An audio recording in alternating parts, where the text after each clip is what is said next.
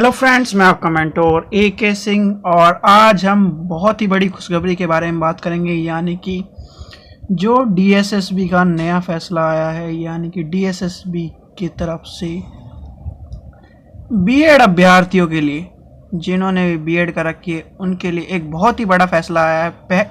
आना तो ये बहुत पहले था, पर कुछ कारणों की वजह से या कुछ भी कह लीजिए, ये मौका अब मिला है।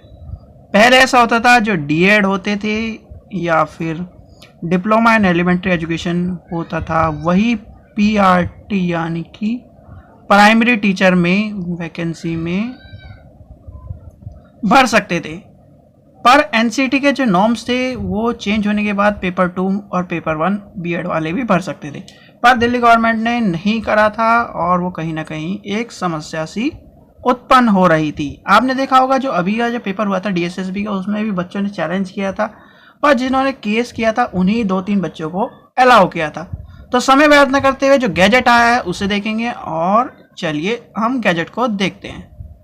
देखिए, ये दिल्ली गवर्नमेंट का गैजेट है। गैजेट का मतलब एक तरह से ये होता है ऑफिशियल नोटिस, जिसमें गैजेट के बाद कोई भी चेंज नहीं किया जाता। एक तरह से पूरी पक्की मोहर का तरह से माना जाता है दिल्ली का गैजेट। ये दिल्ली का गैजेट है और दिल्ली सरकार ने जो गैजेट निकाला है उसमें गैजेट सीरियल नंबर क्या है, ये है 134 और NCTD नंबर है इसका इतना सॉरी। अब देखते हैं, ये जो है 4 मार्च 2022 और फलांग इतना, यानी कि जो गैजेट में होते हैं वो फलांग और इस तरह की डेट लिखी जाती है। तो हमें इन सबसे जो कुछ चीज़ नहीं करना, हमें देखना है गैजेट। गैजेट देखते हैं गैजेट में क्या कहा गया है। Government of the national capital territory of Delhi, Delhi की तरफ से जारी किया गया है। तो ये 24 फरवरी की अधिसूची में जारी किया गया था। शिक्षा निर्देश यानी कि एजुकेशन द्वारा आया है ये। तो इसमें क्या कहा गया है, इसमें ये बताया गया है हमें ये सब चीज़ें, जो इन नियमों का सहायक अध्यापक यानी कि प्राथमिक अध्यापक नियमावली कौन सी है, ये 2021 के जो शीर्षक है इसका वो है। तो इसमें जो बदलाव किए गए हैं वो बताए गए हैं। अब देखते हैं इसमें आयु सीमा और ये सब चीज़ें अभी हमारे काम की नहीं है, हमारे यहाँ से काम की आ जाती है। तो इसमें पदों की संख्या कितनी है 2021 तक आपके लिए पद है 4061। हैशटैग लगा के छोड़ा गया है, यानी कि इससे ज़्यादा पद है। तो हैशटैग या स्टार लगा के इसलिए छोड़ा जाता है कि हमारे पास एक नंबर होता है, और नंबर से अगर ज़्यादा वैकेंसी की गिनती ना करे जाए तो उसमें हैशटैग लगा के छोड़ दिया जाता है। जैसे आपने देखा होगा कि अगर आप पिज़्ज़ा वीज़ा खाते हैं तो 49 @ या @ इस तरह लगा के दिया जाता है। तो 49 कीमत नहीं होती, सिर्फ 49 से बढ़कर ये कीमत होती है। तो ऐसी यहाँ पर कीमत या वैकेंसी दी गई है। तो अब हमें क्या देखना है, हमें क्या फ़ायदा मिला है, जो बीएड अभ्यर्थी है उनके लिए क्या क्वालिफिकेशन आई है। हम चलेंगे योग्यता के ऊपर। योग्यता देखिए, योग्यता क्या कही गई है, योग्यता चलते हैं हम योग्यता में देखते हैं। योग्यता में क्या है, किसी मान्यता प्राप्त बोर्ड से कम 50% अंक के साथ सीनियर सेकेंडरी या प्राथमिक शिक्षा, जिससे भी आपका 2 वर्ष का डिप्लोमा, ठीक है। NCT मान्यता प्राप्त प्रक्रिया 2000 इतने में अनिवार्य 45%, ये सेकेंडरी और डिप्लोमा, ठीक है। अथवा करके आपको ये सारी चीजें दी गई है।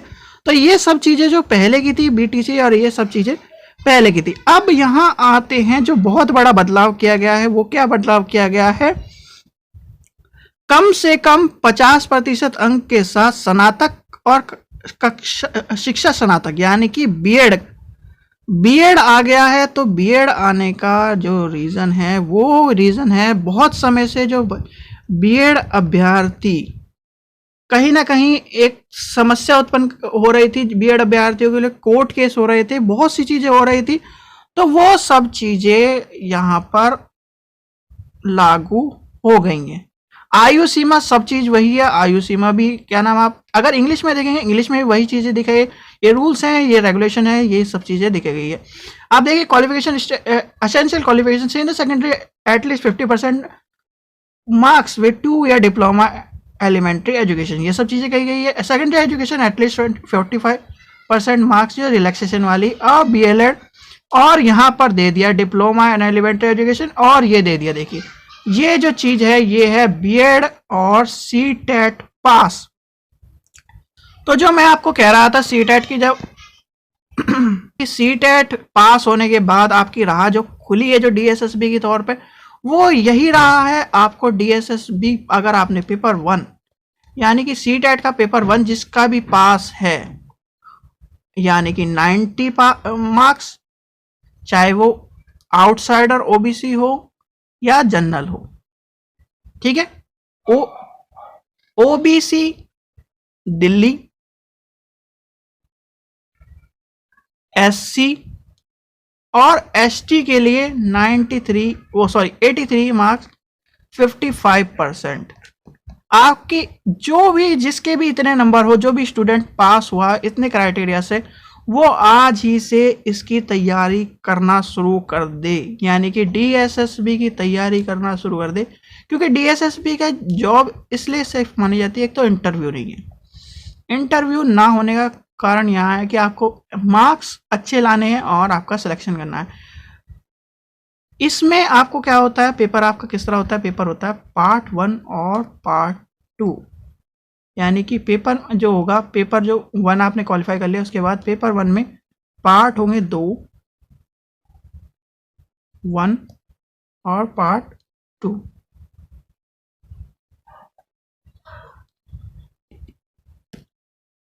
देखिए दोबारा से देखते हैं हम। पार्ट 1 में आपका क्या आएगा, पार्ट 1 में आपको अभी जब मैं सिलेबस के वीडियो बनाऊंगा आपको DSSB के, तब आपको देख जाएंगे 2 पार्ट होंगे। इसमें से भी आपको 40% मार्क्स और इसमें से 40% मार्क्स लाने होंगे अगर आप जनरल और OBC में है। ST वालों के लिए 30 के आसपास के मार्क्स है, 35 या 30 समथिंग है। पर आप जितने इस क्राइटेरिया पर ना जाएं, क्योंकि इस क्राइटेरिया को आपको पास होने के बाद भी जॉब नहीं मिलने की, आप सिर्फ डॉक्यूमेंट अपलोड करने तक ही लायक बन जाएंगे। आप मार्क्स थोड़ा ज़्यादा गेन करने की कोशिश करिए, जिससे आप मेरिट में आ जाए और जॉब अपनी पक्की कर ले। तो अब हम इस नोटिस को देखेंगे। यहाँ तक हमने देख लिया। यहाँ पर फिजिकल, ये देखिए, ये रिलैक्सेशन उन्हीं के लिए जो कि इस कैटेगरी में आते हैं। आपका ब्रिज कोर्स वाली कैटेगरी, अभी तक ब्रिज कोर्स जो यूपी में है वो तो आपको 6 महीने का ट्रेनिंग करा देते हैं, और KVS या NVS में अभी तक कोई भी ब्रिज कोर्स की इस चीज़ की डिमांड नहीं है। तो फिर ये इतना बड़ा नोटिस है, इसमें सिर्फ हमारे काम का, B.Ed अभ्यर्थियों के काम की सिर्फ इतनी सी लाइन है, यानी कि ये जो लाइन है वही, ये छोटा सा जो, यानी कि 2 लाइन 3 लाइन 4 लाइन, ये 4 लाइन इंपॉर्टेंट है। तो इसलिए अब आप अपनी तैयारी, B.Ed अभ्यर्थियों के लिए मैं कहूँगा, B.Ed अभ्यर्थी अगर आपका CTET पास है, आज पास है, पहले पास है, 10 साल पहले पास है, कभी पास है, 2011 के बाद का कभी पास है, ऑल ओवर इंडिया में आपका CTET पास है, तो आपको कोई भी चिंता करने की जरूरत नहीं है। DSSB का फॉर्म की, यानी DSSB के PRT की तैयारी करनी शुरू कर दें। DSSB की तैयारी करेंगे, आपको बहुत सारे बेनिफिट मिलेंगे। TA-DA वाली बेनिफिट, जैसे यूपी गवर्नमेंट में, यानी कि यूपी में आपको TA-DA नहीं मिलता, पर यहाँ पर आपको TA-DA की फैसिलिटी मिल जाती है, बहुत सारी फैसिलिटी। इसलिए जो बच्चे हैं वो इसकी तैयारी ज़्यादा करते हैं। पर एक जॉब के चक्कर में, गवर्नमेंट जॉब के चक्कर में यूपी में जो ज़्यादा वैकेंसी निकलती है, यानी कि बम्पर वैकेंसी निकलती है, तो इसलिए बच्चे यूपी में अपनी जॉब के लिए फॉर्म भरते हैं, ठीक है। पर आपके पास जब 4000 इतनी वैकेंसी, यानी 4061 वैकेंसी हैश लगा हुआ, यानी कि स्टार लगा हुआ, तो इससे ज़्यादा ही होंगी, 5000 6000 की वैकेंसी होगी। क्योंकि शिक्षा में के जो स्तर है वो कम क्यों हो रहा है, क्योंकि शिक्षकों की कमी है, शिक्षकों की कमी की वजह से, और ये सब चीज़ें देखी जा रही हैं। तो आपको जो ये दिल्ली का जो गैजेट है, ये जो दिल्ली का जो गैजेट है, यानी कि दिल्ली गैजेट नंबर 494 और सीरियल नंबर 134, ये कहीं ना कहीं हमारे लिए एक किस्मत खोलने वाला की चाबी बन गया है, और किस्मत खोल के चाबी, क्योंकि अभी तक जो हम कर रहे थे वो कर रहे थे KVS की तैयारी, NVS की तैयारी और यूपी के पेपरों की तैयारी। पर जो ये तोहफा मिला है दिल्ली गवर्नमेंट की तरफ से, यानी कि दिल्ली राजपत्र, यानी कि दिल्ली जो गैजेट निकला है, उसमें सभी बीएड अभ्यर्थियों की किस्मत खोल दी है। अब बीएड अभ्यर्थी को अब कोई बहाना नहीं चलेगा, आपको डीएसएसबी की तैयारी करने में लग जाना है और डीएसएसबी की तैयारी करनी है। पीआरटी की तैयारी करो और अपनी जॉब लो, और जॉब लेके अपना प्रमोशन भी जल्दी मिल जाएगा। जो बीटीसी और बीएड है वो फिर बाद में बीएड करते हैं, सॉरी बीटीसी वाले बीएड करते हैं और बीएड करने में कहीं ना कहीं उनका समय व्यर्थ होता है। आपके लिए बीएड वालों के लिए एक बहुत ही अच्छी अपॉर्चुनिटी है। डीएसएसबी की तैयारी करें, जॉब लें और उसके बाद अपना कुछ सालों बाद अपना प्रमोशन लेके टीजीटी में चले जाएं। तो यहाँ पर हमारे लिए सारे दरवाजे खुले हैं, तो कहीं ना कहीं आपको इस चीज का लाभ उठाना चाहिए।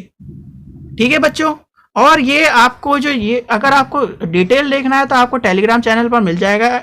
टेलीग्राम चैनल का लिंक आपको डिस्क्रिप्शन में मिलेगा। डिस्क्रिप्शन में आप पर जाकर टेलीग्राम चैनल को ज्वाइन करें और इस राजपत्र को जाकर डाउनलोड करके देख सकते हैं, आराम से देख सकते हैं, डाउनलोड करके रख सकते हैं। कहीं ना कहीं पर डाउनलोड करके रखने की जरूरत नहीं है, राजपत्र है, गवर्नमेंट का है और ये जिंदगी भर अब यही गवर्नमेंट के खाते में या फिर गवर्नमेंट के पास रहेगा।